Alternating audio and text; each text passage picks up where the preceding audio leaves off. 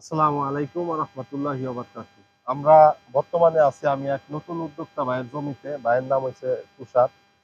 ভাই ঢাকা রেলওয়েতে জব করে, পাশাপাশি নতুন একজন উদ্যোক্তা। তো আমরা ভিডিওতে আসার উদ্দেশ্য হইলো আপনারা যারা আমাদের এই ভিডিওটি দেখছেন, ভাই একজন নতুন উদ্যোক্তা। এই যে আমরা ভাইকে প্রায় কয় শতাংশ জমি ভাই? 24.5 শতাংশ। এই এখানে ২৪-২৫ শতাংশের মতো আপনার জমি ভাইকে এই যে নতুন আবাদ শুরু করছে। তো ভাই বড় আশা নিয়ে এই যে জমিটা করছে। মূলত আপনাদের ভিডিওতে আসার উদ্দেশ্য হইছে যদি ভাই এবছরে এই জমিটা করে সফল হইতে পারে, যে ভাইয়ের আশেপাশে বড়, বড় অনেক জমি আছে। এগুলা মানে মূলত এই যে জমিগুলো আশেপাশে দেখতেছেন এগুলো সব আপনার লতি চাষ করবে ইনশাল্লাহ। তো ভাই যদি এই যে এটা যে ট্রায়াল ভার্সনে আরকি দেখতেছে যে কিরকম ফলন, ভাই পারবে কিনা, সামাল দিতে পারবে কিনা, লাভের যে অবস্থা। তো আমরা প্রবাসী যতগুলা ভাইকে আমরা চারা দিছি আল্লাহর রহমতে সবাই সফল। যাদেরকে ২০ শতক, ২২ শতক, ১০-২০ শতক জমি করায় দিছি, আল্লাহর রহমতে এই ভাইরা বড়, বড় প্রজেক্ট নিয়ে আপনার লাড়াচাড়া করতেছে। তারা সফলতা অর্জন করছে। তো এখন বর্তমানে আমরা যেখানে দাঁড়িয়ে আছি এটা তুষার ভাইয়ের জমি। এটা হচ্ছে শ্রীপুরের পটকা, গাজীপুর শ্রীপুরের পটকা অবস্থিত। আমরা ভিডিওতে আসার মূল উদ্দেশ্য হচ্ছে আপনাদের কাছে দোয়া চাই। আর আপনারা জানেন যে বিগত ৫ বছর যাবত আমরা কচু চাষের সাথে জড়িত। আমাদের এই তুষার ভাই মূলত মানে কিভাবে এই চাষে উদ্বুদ্ধ হইলো আমরা এই ভাইয়ের মুখ থেকে একটু কথা শুনবো।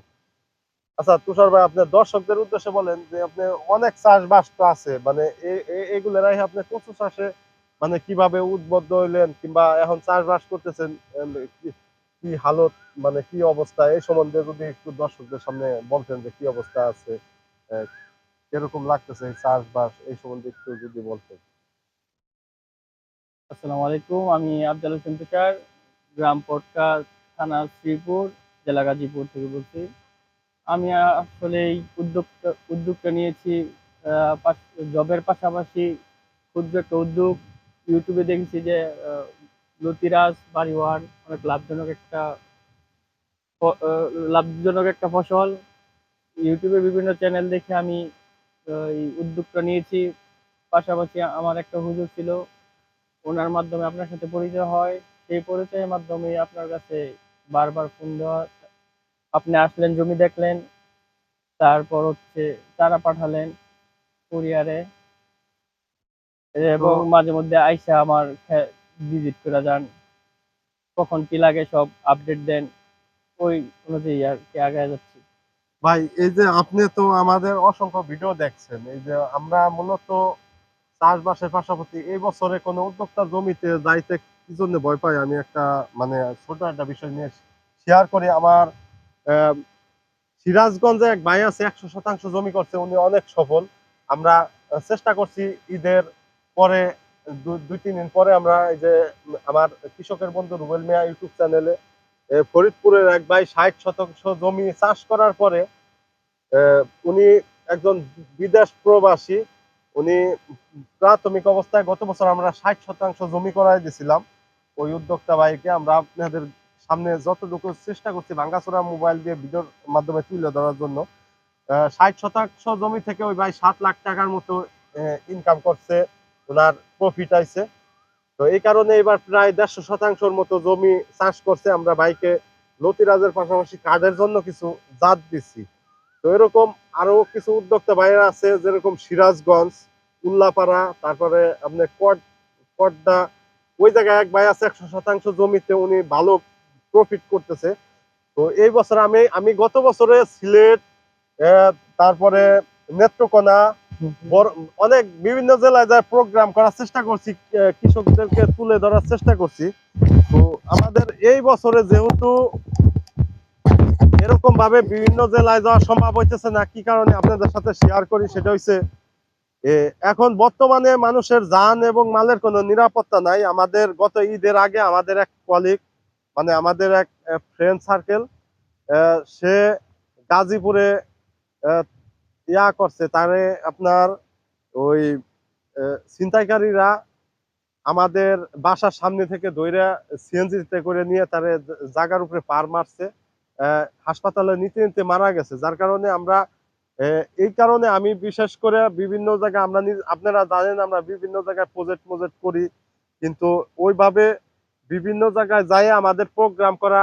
এখন যদি আপনার আমি যদি বাইসা যদি না থাকি তাহলে তো আর আমার প্রোগ্রাম হবে না। আমি যদি আমার জানমালের নিরাপত্তা না ঠিক থাকে তাহলে আর আমার প্রোগ্রাম করে কোনো নাই। এই কারণে যার কারণে আমরা বিভিন্ন জায়গায় এই বছরে আর যাই না। সিলেটে আমি গতবার অনেক প্রোগ্রাম করছি। আমি তারপরে চেষ্টা করি বিভিন্ন জায়গায় যাই, উদ্যোক্তা কি অবস্থা আছে চারা নেওয়ার পরে। আমার মনে হয় না যে বাংলাদেশের ভিতরে এরকম কোনো মানে লোক আছে যে এই চারা দেওয়ার পরে তার জমিতে যায় খোঁজ খবর নেয়। দেখেন আমরা যদি হিসাব করবো যে আমরা এক ভাইকে আমি চারা দিছিলাম, ওই ভাইয়ের জমিতে না হইলে আমি 10টা গুলে দিছি। ওই ভাইয়ের কাছে আমি 2000 টাকা খরচ করে এখন যদি তার পিছনে যে 5000 টাকা আমি মানে ব্যয় করি, এই জিনিসগুলো আসলে অন্যরকম হয়ে যায়। যার কারণে আমার আশেপাশে যারা প্রজেক্ট করে যে সমস্ত ভাইরা তাদের প্রজেক্টে আমরা সবসময় চেষ্টা করি। যেমন এই যে তুষার ভাইয়ের জমিতে আসলাম আমার পাশেই, মাত্র 5-6 মিনিট লাগে ভাইয়ের জমিতে আসতে। তো অনেক তারপরে সময় সংকটের কারণে ভাইয়ের জমিতে আসতে পারি না। এখানে কি কি দুর্বলতা আছে ভাইয়েরকে একটু সামান্য পরামর্শ দিলাম। আর বর্তমানে আমরা বিভিন্ন জেলা থেকে ফোন আসে যাদেরকে চারা দেই। অনেক ভাই আমাদেরকে এই যে ভিডিও দেখে ফোন দিবেন যে ভাই আমার জমিটা আসেন ভিজিট করে যান, আল্লাহর রহমতে ভালো ফলন পাইছি, আপনার কথা কাজে মিল পাইছি, আসেন বেড়ায় যান, আপনার যাতায়াত খরচ দিব। তো ভাই অনেকে এরকম অফার করেন। তো অনেকে অফার করলে আমার কি হবে এখন, বর্তমানে জানমালের রাস্তাঘাটে কোনো নিরাপত্তা নাই মানুষের।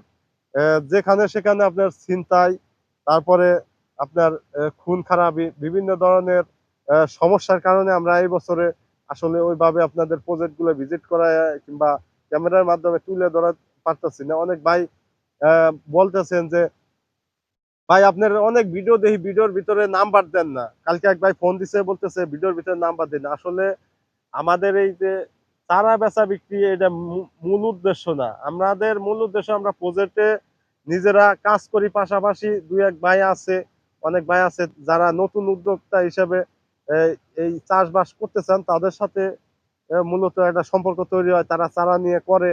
এখন আমার দ্বারাই যদি দুজন মানুষ তাদের আপনাদেরকে উপকার হয়, এই আর কি আমার স্বার্থ আর কি। তো আপনারা সবাই আমার জন্য দোয়া করবেন।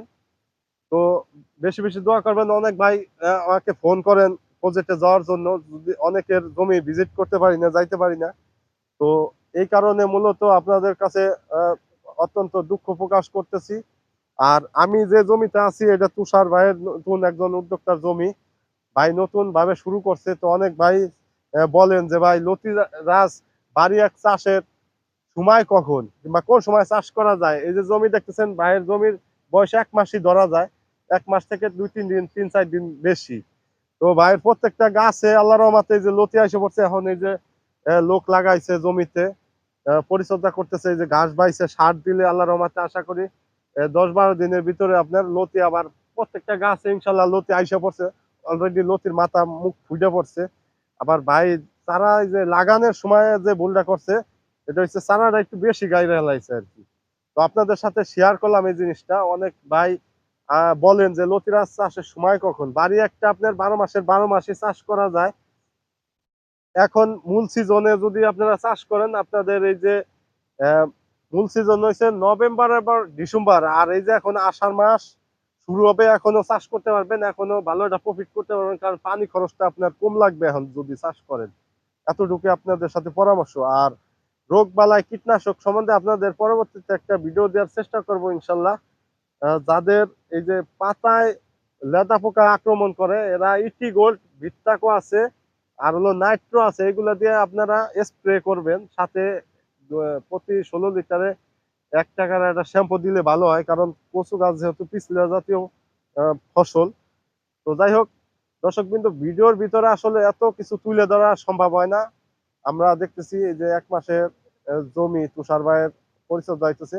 পরবর্তীতে 1-1.5 মাস পরে আবার চেষ্টা করব এই জমির কি অবস্থা এটা আপনাদের দেখানোর জন্য। তো সর্বোপরি একটা কথা, এই যে তুষার ভাইয়ের জন্য আপনারা সবাই দোয়া করবেন। ইনশাল্লাহ ভাই রেলওয়েতে চাকরির পাশাপাশি নতুন উদ্যোক্তা হিসেবে যে কাজটা শুরু করছে, আপনাদের কাছে ভাই দোয়া চাই। আমরাও সবার জন্য দোয়া করি, আল্লাহ তাআলা সবাইকে হেফাজত করুক জানমালের, সবাইকে সুস্থ এবং ভালো রাখুক। এই ভাইয়ের জন্য বেশি বেশি দোয়া করবেন, আল্লাহ তাআলা যেন নতুন উদ্যোক্তা হিসেবে মানুষের সেবা এবং আহ, দেশের সেবা করার তৌফিক দান করে এই চাষবাসের মাধ্যমে। তো এই পর্যন্ত ভিডিও শেষ করলাম আজকের মতো। আল্লাহ হাফেজ সবাইকে। আসসালামু আলাইকুম ওয়া রাহমাতুল্লাহ।